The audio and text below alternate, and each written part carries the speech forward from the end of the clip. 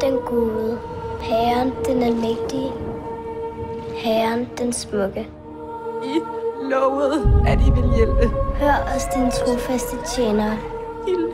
I lovede det. Dine evige tjenere, dine udvalgte.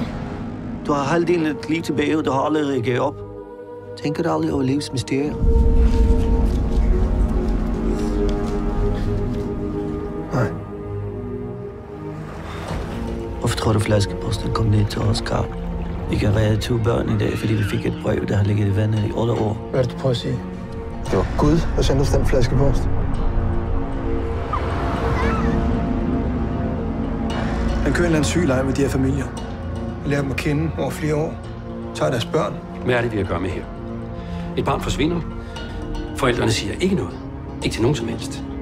Det skulle da mærke. De andre børns forældre, de har ladet ham slippe afsted med det, uden at sige et ord til nogen. Fordi de troede mere på Gud, end de troede på politiet.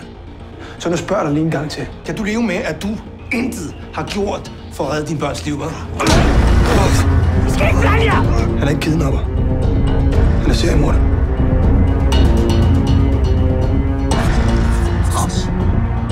Jo, vi frelser os.